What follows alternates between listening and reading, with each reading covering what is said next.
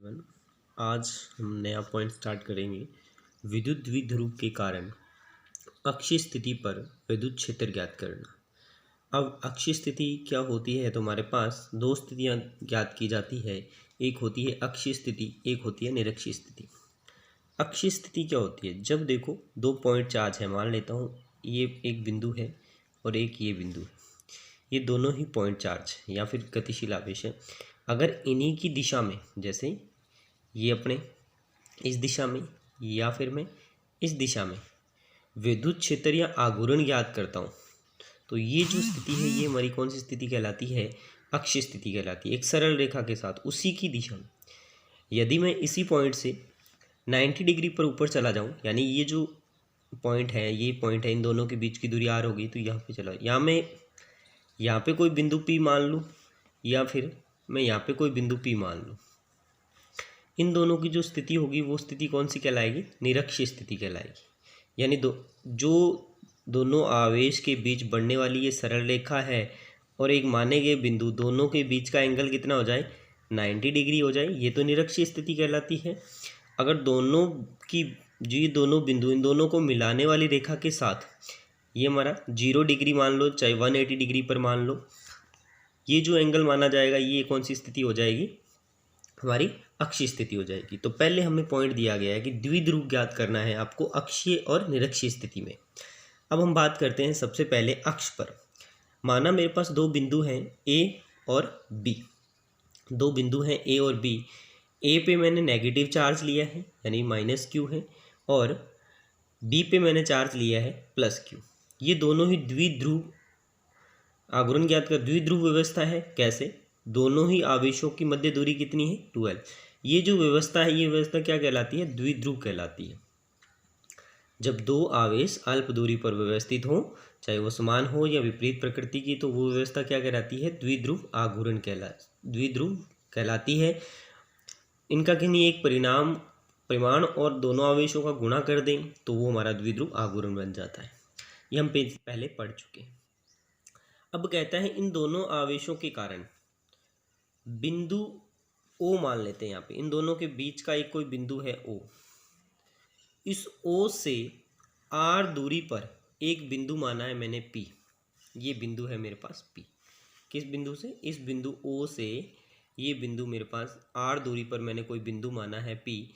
इस पी पर मुझे क्या ज्ञात करना है? विद्युत क्षेत्र ज्ञात करना है। किसके कारण ज्ञात करना है? द्विध्रुव आघूर्ण के कारण। क्योंकि यहाँ पे दो आवेश हैं, अल्प दूरी है, तो द्विध्रुव आघूर्ण की व्यवस्था होगी।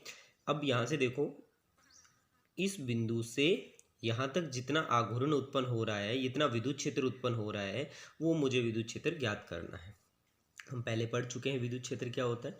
क्योंकि यहाँ पे कोई भी बंदा है, मान लो यहाँ पे कोई क्यू चार्ज होगा या क्यू नोट चार्ज होगा, तो वो जैसे जैसे इस बी के पास आएगा तो ए के कारण या फिर बी के कारण जो चार्ज है, यानी माइनस क्यू या प्लस क्यू जो चार्ज है, उसके कारण इस चार्ज पर कितना ताकत या कितना बल लगेगा, क्योंकि ये धीरे धीरे इसमें एंटर करेगा।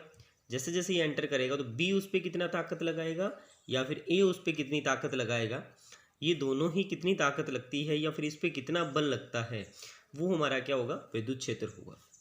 तो इस पॉइंट पे मुझे क्या करना है? विद्युत क्षेत्र ज्ञात करना है। तो वापस से देखें, दो बिंदुवत आवेश हैं ए और बी मैंने माने हैं, दोनों के बीच में चार्ज एक माइनस क्यू लिया है, एक प्लस क्यू लिया है। दोनों के बीच की दूरी कितनी मान ली? 2a मान सकता हूँ, तो मैंने यहाँ पे 2l माना है। कैलकुलेशन में ईजी हो जाएगा। इसके बाद मैंने आगे बिंदु, इन दोनों की मध्य बिंदु कौन सा हुआ? ओ। इससे आर दूरी पर यानी कुछ दूरी पर एक बिंदु पी है, जिस पे मुझे क्या करना है? विद्युत क्षेत्र ज्ञात करना है। प्लस के कारण जो विद्युत क्षेत्र की दिशा होगी वो इसी दिशा में हो जाएगी और बल भी इसी दिशा में होगा। तो मैं मान सकता हूँ कि E1 की जो दिशा होगी वो इस तरफ रहेगी, जो मेरे प्लस चार्ज के कारण रहेगी। लेकिन अगर मैं मानूँ कि माइनस चार्ज के कारण किससे दिशा होगी, तो मेरा जो बल है, बल हमेशा एक ही दिशा में लगेगा, ताकत तो दोनों, तो बल है उसके विपरीत दिशा में मेरे को क्या करना पड़ेगा?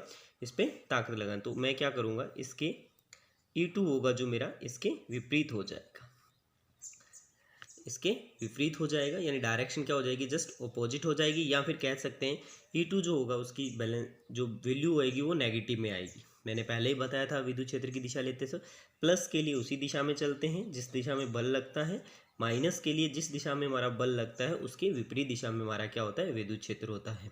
तो इस पे लिए हम लोग लिख सकते हैं कि यहाँ पे माइनस E2 आएगा, यहाँ पे लिख सकते हैं प्लस E1 विद्युत क्षेत्र उत्पन्न होगा इन दोनों के कारण, इन दोनों बिंदु बस का आवेश। ये दोनों किस पे लगाएंगे, इस P पर लगाएंगे। तो आगे इसका जो हम कैलकुलेशन करेंगे वो किस नियम से करेंगे, कूलाम नियम से करेंगे। इसको कैलकुलेट करते हैं। जैसे देखें कि यहाँ पे जो आघूर्ण होता है उसकी दिशा कौन सी होती है, तो हमें पता है वो पर्टिकुलर एक दिशा के साथ प्रदर्शित किया जाता है और वो राशि कौन सी होती है, सदिश राशि होती है। इसी प्रकार जब हम लोग माने कि द्विध्रुव का मान कितना होता है, तो हमने पीछे पढ़ा था कि किसी एक आवेश का परिमाण तथा उन दोनों के बीच की अल्प दूरी जो मानी गई होती है उन दोनों का गुणनफल होता है। तो ये सदिश राशि होती है। तो इसका सूत्र क्या बन जाएगा, P बराबर Q इंटू 2L। P बराबर Q इंटू 2L। अब हम लोग मानेंगे कि इन दोनों आवेशों के बीच की दूरी कितनी है, यहाँ से देखा जाए तो यहाँ पे 2L है, दोनों के बीच की दूरी कितनी है, 2L है। तो O से AB की दूरी कितनी होगी, L। इसी प्रकार A से O तक, क्योंकि ये दोनों का मध्य बिंदु है, और टोटल यहाँ से यहाँ तक की दूरी कितनी है, 2L। तो इसकी दूरी कितनी आ गई, L, और इसकी दूरी कितनी आ गई, L, यानी दोनों को आधी आधी मैंने बांट दी। इसीलिए मैंने यहाँ पे 2L माना था, क्योंकि यहाँ पे कैलकुलेशन ईजी हो जाए। अगर मैं L या X मानता तो फिर L/2 हो जाता और आधा आधा हो जाता, तो और डिफिकल्ट हो जाता थोड़ा कैलकुलेट करना। अब हमारे माने इस केंद्र बिंदु के कारण जो P बिंदु पर विद्युत क्षेत्र उत्पन्न हो रहा है, तो यहाँ से लिखा मैंने केंद्र बिंदु से P बिंदु पर जो विद्युत क्षेत्र उत्पन्न होता है कौन सी दिशा के अंदर ले रहे हैं, तो ध्यान से देखें। यहाँ पे मैं ले रहा हूँ BP दिशा के अंदर, यानी इस दिशा के अंदर ले रहा हूँ। तो पहले किस चार्ज के लिए ले रहा हूँ, प्लस Q के कारण ले रहा हूँ। केंद्र बिंदु से BP दिशा के अंदर प्लस Q चार्ज के कारण, तो यहाँ पे माना मेरा प्लस Q के कारण कौन सा विद्युत क्षेत्र उत्पन्न होता है, E1 होता है। तो मैंने E1 रखा। विद्युत क्षेत्र का फॉर्मूला हम पीछे पढ़ चुके हैं, क्या होता है, E बराबर Q अपॉन में 4 पाई एप्साइन नोट R का स्क्वायर, ये फॉर्मूला होता है। नहीं बनाए तो कूलाम नियम से हम बना भी सकते हैं। आगे हम बात करें तो यहाँ पे आ गया हमारा केंद्र बिंदु से P बिंदु पर विद्युत क्षेत्र कितना होता है, तो हमने लिखा E1, जो हमारा चार्ज है, आवेश कितना है, तो Q है, तो हमने Q रख दिया यहाँ पे। अब यहाँ पे देखो 4 पाई एप्साइन नोट हमारा फॉर्मूले में होता है, लेकिन यहाँ पे R स्क्वायर का मान कैसे निकाला, तो केंद्र बिंदु यानी यहाँ से लेकर यहाँ तक की दूरी कितनी है, R, और इन दोनों के बीच की दूरी कितनी है, L। लेकिन विद्युत क्षेत्र इसको कहाँ से महसूस होगा, ताकत किसकी लगेगी, इस चार्ज की लगेगी ना इसको। तो B पे जो आवेश है उसी के कारण तो यहाँ पे विद्युत क्षेत्र उत्पन्न हो रहा है। तो डिस्टेंस कितना रह गया, टोटल दूरी कितनी थी मेरी, यहाँ से लेकर यहाँ तक की दूरी कितनी थी, R। अब मैं उसमें से कितनी घटा दूंगा, क्योंकि ये तो यहाँ से लेकर यहाँ तक का ज्ञात कर रहा हूँ ना मैं, लेकिन ताकत अपने को कहाँ तक चाहिए, यहाँ तक की चाहिए। ये तो यहाँ से यहाँ तक तो P बता ही दिया इसने। तो अब यहाँ से मैंने क्या किया, R में से L को माइनस कर दिया। तो यहाँ पे देखो Q, यहाँ से इन दोनों के बीच की दूरी बता रहा हूँ, B और P की बीच की दूरी कितनी बच गई, R माइनस L बच गई, क्योंकि ये दूरी कितनी L, टोटल दूरी कितनी R में से L मैंने घटा दिया, तो B और P की बीच की दूरी कितनी बच गई, R माइनस L। तो मैंने यहाँ पे देखो E बराबर Q 4 pi epsilon naught R minus L का स्क्वायर, यानी R स्क्वायर होता तो L का स्क्वायर कर दिया। अब यहाँ पे समीकरण नंबर 1 दिशा लिख दी, कौन सी दिशा में ली है मैंने, BP की दिशा में ली है। इसी प्रकार अब हम दूसरी कंडीशन करते हैं माइनस Q के कारण। अब माइनस Q के लिए देखा जाए तो डिस्टेंस कितना है, देखो यहाँ तक कितना है, P से यहाँ तक कितना है, R है, P से यहाँ तक कितना है, R है। अब मैंने क्या किया, इस डिस्टेंस को बढ़ा दिया, कितना डिस्टेंस बढ़ा दिया, L डिस्टेंस और बढ़ गया, कितना, देखो ये यहाँ से यहाँ तक इन दोनों के बीच की दूरी कितनी है, L है, इन दोनों के बीच की दूरी कितनी है, L है, इन दोनों के बीच की दूरी कितनी थी, L, यहाँ से लेकर यहाँ तक की दूरी कितनी है, R। तो O से P की दूरी कितनी है, R। अब O से A की दूरी कितनी बची, L। तो क्या किया, R प्लस कितना हो जाएगा, L हो जाएगा, क्योंकि डिस्टेंस अब क्या हो गया, बढ़ गया। यहाँ पे डिस्टेंस घट रहा था और यहाँ पे कितना हो गया, R में कितना ऐड हो गया, L जुड़ गया। यानी अब अपने को P से A तक निकालना है, तो O तक का डिस्टेंस R है और L आगे मैंने ऐड कर दिया। तो केंद्र बिंदु से चार्ज कौन सा है, minus Q 4 pi epsilon naught R plus L का स्क्वायर, इक्वेशन नंबर 2 बना दी। अब हम आगे बात करें तो विद्युत क्षेत्र की, तो इस P बिंदु पर कुल विद्युत क्षेत्र कितना होगा, E1 प्लस ई, दोनों आवेशों के कारण कुल कितना होगा, E1 प्लस ई, E2। अब मैं क्या करूँगा, E1 प्लस E2, आगे हम क्या करेंगे, E1 की वैल्यू रख देंगे और E2 की वैल्यू रख देंगे। समीकरण 1 और 2 का मान यहाँ पे पुट करेंगे और कैलकुलेट करेंगे। हमारे पास टोटल विद्युत क्षेत्र था E बराबर E1 प्लस E2। अब हमारे पास E1 की वैल्यू कितनी आई थी हमारे पास, तो हमारे पास आई थी Q अपॉन में 4 pi epsilon naught R minus L का स्क्वायर, प्लस दूसरी वैल्यू कौन सी थी हमारे पास, माइनस क्यू था, तो माइनस क्यू अपॉन में 4 pi epsilon naught R plus L का स्क्वायर। ये हमारे पास E1 और E2 की वैल्यू मैंने पुट कर दी। अब यहाँ से कैलकुलेट करें तो E बराबर Q, यहाँ पे दोनों का बाहर आ जाएगा तो कॉमन क्या आ जाएगा, Q अपॉन में 4 पाई एप्साइन नोट बाहर ले लिया, अंदर कितना बच गया, 1 अपॉन में R माइनस L का स्क्वायर। इस माइनस की वजह यहाँ भी क्या हो जाएगा, माइनस क्यू, अब सॉरी 1, क्यू तो बाहर मैंने कॉमन ले लिया क्योंकि एक जैसा है, दोनों के अंदर एक जैसा है, तो क्यू बाहर ले लिया। नीचे देखो 4 पाई एप्साइन नोट है और यहाँ भी देखो 4 पाई एप्साइन नोट है, तो दोनों को मैंने बाहर कॉमन ले लिया। अंदर कितना बचा, 1, यहाँ से पूरा का पूरा ये बाहर चला गया, तो ऊपर कितना बचा, 1 R माइनस एल का स्क्वायर माइनस क्यू माइनस 1, क्योंकि ये क्यू तो बाहर चला गया, 4 पाई एप्साइन नोट भी बाहर चला गया, तो यहाँ पे कितना बचा, R प्लस L का स्क्वायर। अब मैं क्या करूँगा, दोनों को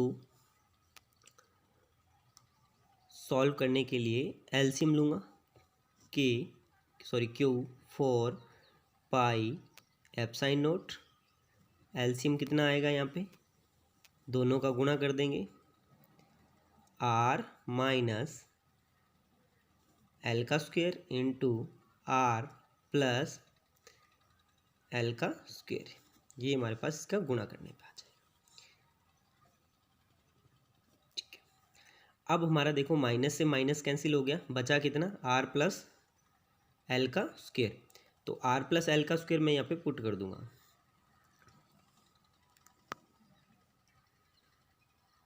R प्लस L का स्क्वायर, क्योंकि ये तो इससे कैंसिल हो गया, जो बचेगा उसका मल्टीप्लाई होता है, फिर माइनस, अब देखो R प्लस L, तो यहाँ पे R plus L square cancel हो जाएगा, बचा कौन सा, R माइनस L स्क्वायर, तो यहाँ पे कितना बच जाएगा, R माइनस L का स्क्वायर। अब हम लोग क्या करेंगे, ऊपर एक फॉर्मूला आता है A प्लस बी का होल स्क्वायर या फिर माइनस का, तो हम लोग इसको खोल देते हैं, A का स्क्वायर प्लस B का स्क्वायर प्लस माइनस 2AB, इस तरह खोलते हैं। तो इसी तरह हम लोग ऊपर एक फॉर्मूला खोल सकते हैं, E बराबर Q अपॉन में 4 पाई एप्साइन नोट R का स्क्वायर प्लस L का स्क्वायर प्लस 2RL, ये बचना था, A का स्क्वायर B का स्क्वायर प्लस 2AB, उसी तरह हमने खोल दिया, माइनस बाहर ले लिया, इसको यहाँ पे ब्रैकेट लगा दो तो कि इजीली सॉल्व हो जाए। अब हमारे पास क्या बचा, ऊपर इसका ब्रैकेट खोलो तो कितना बचा, R का स्क्वायर प्लस L का स्क्वायर, माइनस है तो यहाँ पे माइनस 2RL हो जाएगा, अपॉन में कितना आ जाएगा, R माइनस L का स्क्वायर R प्लस L का स्क्वायर, यही बचना था। अब हम लोग आगे कैलकुलेट करते हैं इसको, और आगे कैलकुलेट करने के लिए यहाँ पे लेंगे ई क्यू अपॉन में 4 pi epsilon naught. R square वैसे का वैसा, आर स्क्वेयर प्लस एल का square plus 2RL minus R का स्क्वेयर, बाहर माइनस अंदर प्लस माइनस हो जाएगा, आर का एल का स्क्वेयर बाहर माइनस अंदर माइनस तो प्लस हो जाएगा, प्लस 2RL अपॉन में कितना बच गया, आर एल का स्क्वेयर आर प्लस एल का स्क्वेयर। अब इस देखो ये प्लस का, ये माइनस का, ये प्लस का, ये माइनस का, यहाँ पे कितना बचा 2RL और 2RL कितना हो गया 4RL।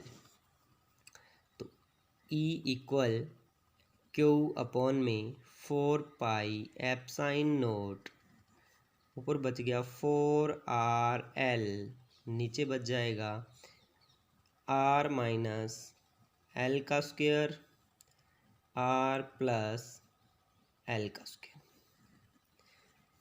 अब हम लोग एक फॉर्मूला और पढ़े थे गुणनखंड का, जिसमें लिखा होता है ए का स्क्वेयर माइनस बी का स्क्वेयर।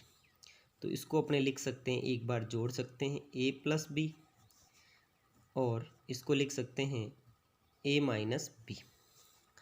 अब देखा जाए तो देखो यहाँ पे भी ये हो रहा है, एक बार जुड़ रहा है और एक बार घट रहा है। मैथमेटिक फॉर्मूला है, यहाँ पे देखो ए का स्क्वायर माइनस बी का स्क्वायर, तो हम लोग लिख सकते हैं इसको ए प्लस बी, एक बार जोड़ सकते हैं और एक बार घटा, जब इन दोनों का वापस गुणा करेंगे तो ये फॉर्मूला बन जाएगा। यहाँ बात करें तो देखो आर माइनस एल का स्क्वायर, ये हमारे पास बचा है। अब मैं इसको क्या कर सकता हूँ, देखो यहाँ पे भी स्क्वायर है, यहाँ पे भी स्क्वायर है, अगर मैं यहाँ पे भी स्क्वायर लगा दूँ, यहाँ पे भी स्क्वायर लगा दूँ, तो फिर यहाँ भी क्या लगाना पड़ेगा, मुझे इसका वर्क करना पड़ेगा, क्योंकि दोनों इक्वेशन क्या होनी चाहिए, बराबर होनी चाहिए।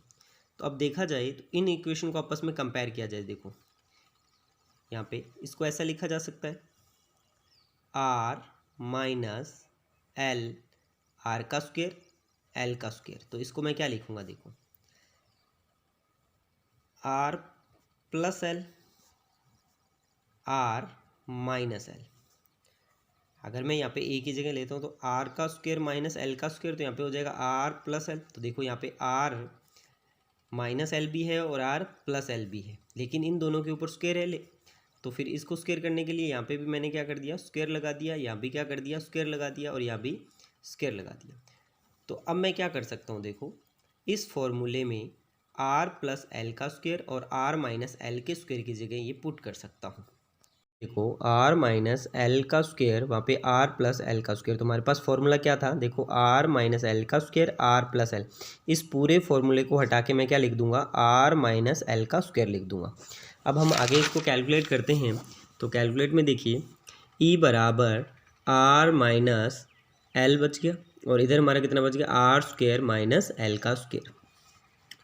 अब हम आगे बात करें तो इसको कैलकुलेट करते हैं, ई बराबर सॉरी यहाँ पे ये भी था क्यू अपॉन में 4 पाई एफ साइन नोट, जो हमने कॉमन लिया था, तो यहाँ पे बचेगा Q 4 pi epsilon note, अंदर आएगा 4RL, नीचे कितना बचेगा।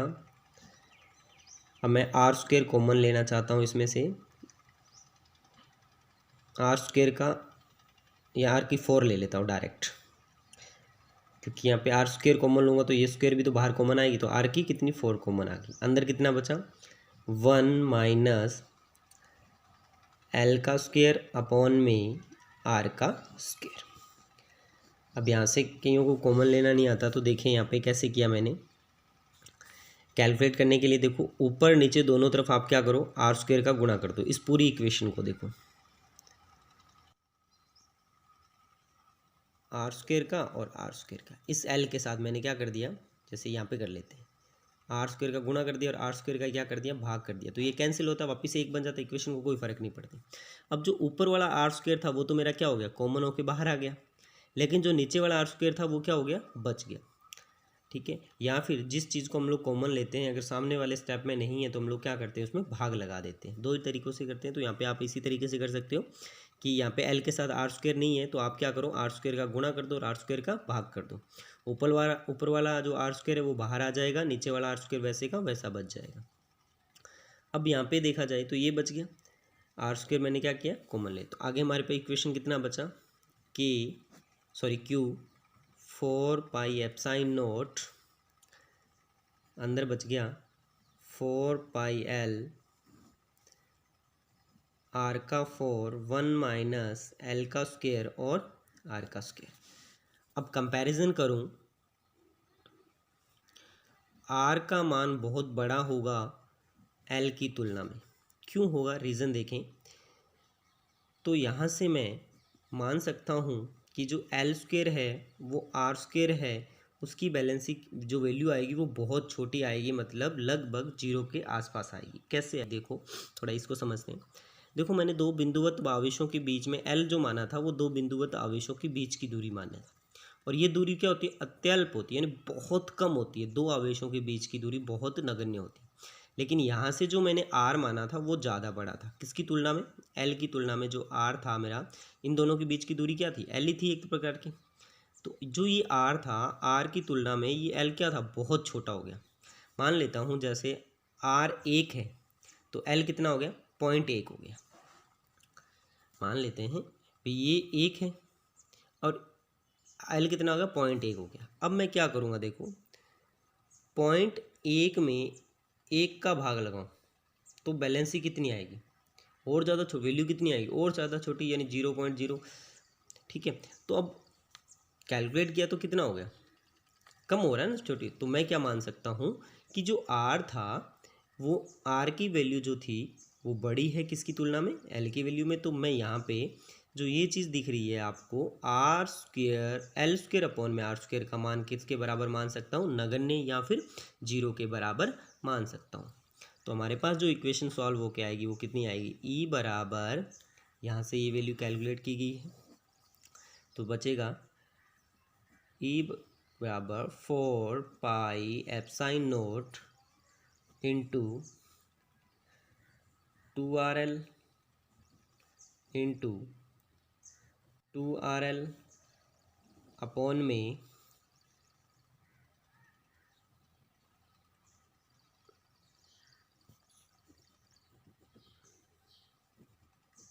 प्लस अपॉन में कितना बच जाएगा, आर का 4। या तो आप ऐसे लिख दो, अगर ऐसे नहीं तो फिर डायरेक्ट फॉर्मूला पुट कर सकते हो। आगे देखो मेरे पास, जब मैं आर, देखो इसकी बैलेंस जैसे वैल्यू एल अपॉन में आर स्क्वायर को नगण्य मानता हुआ 0 पुट करूँगा तो यहाँ पे कितना बचेगा, देखो ई बराबर क्यू 4 पाई एप्साइन नोट बचेगा। और यहाँ पे देखो 4RL वैसे का वैसा बच जाएगा, आर की 4 वैसे का वैसा बच जाएगा। तो यहाँ पे कितना बचा, 1 - 0। तो इस पूरे को कैलकुलेट करेंगे तो कितना बचेगा, ई बराबर क्यू अपॉन में 4 pi epsilon naught into 4RL upon में कितना बच जाएगा, आर की 4, एक आर से एक आर कैंसिल हो जाएगा। तो आगे बचेगा अपना ई बराबर क्यू 4 पाई एप्साइन नोट, यहाँ पे हम लोग 4L, सॉरी आर तो कैंसिल हो गया, यहाँ पे बच गया आर की 3। इतना तो आ गया विद्युत क्षेत्र। लेकिन इसने पूछा द्विध्रुव के साथ बताना है, तो द्विध्रुव का मान कितना होता है, P बराबर Q इंटू 2L ये होता है। तो हम लोग यहाँ पे देखो E बराबर, इसको पूरा खोलेंगे तो कितना आ जाए, इसको ये लिखा जा सकता है 2L into 2 into Q upon में 4 आर का 4 पाई एप्साइन नोट आर का क्यूब। मैंने जो ये 4 था इसको खोल दिया, 2 इंटू 2 4 होता है, और एल वैसे का वैसा लिख दिया, 2L इंटू 4 इंटू क्यू। अब देखो यहाँ से ये एल ये पड़ा, ये क्यू ये पड़ा, तो मैं यहाँ पे क्या लिख सकता हूँ, ई बराबर इन दोनों की जगह लिख सकता हूँ पी, या फिर 2p सीधा लिख दूँ, 2p अपॉन में 4 पाई एप्साइन नोट आर का क्यूब। ये आ जाएगा अक्ष बिंदु पर मेरा विद्युत क्षेत्र। ध्यान रखें यहाँ पे p में कन्वर्ट करना, ये भी आपका राइट है यहाँ तक भी, लेकिन मैंने इसको खोल दिया। 2 × 2 कितने हो गए 4, 4l, और ये क्यू ऊपर पड़ा था तो इंटू क्यू पड़ा है, नीचे 4 पाई एप्साइन नोट जो पड़ा था वैसे का वैसा, आर क्यू वैसे का वैसा। 2l और क्यू को मैं क्या लिख सकता हूँ, क्यू इंटू 2l को मैं लिख सकता हूँ, क्योंकि गुणा में आगे पीछे कहीं भी लिखो p लिख सकता हूँ, तो मैंने यहाँ पे p लिख दिया, और यहाँ पे जो 2 था वो वैसे का वैसा, तो 2p/4 साइन नोट आर का क्यूब आ गया। ठीक है, ये हमारा पास अक्षीय स्थिति में विद्युत क्षेत्र आ गया द्विध्रुव आघूर्ण के कारण। आप किताब में से ढंग से कैलकुलेट कर सकते हैं वैल्यू को पुट करते हुए।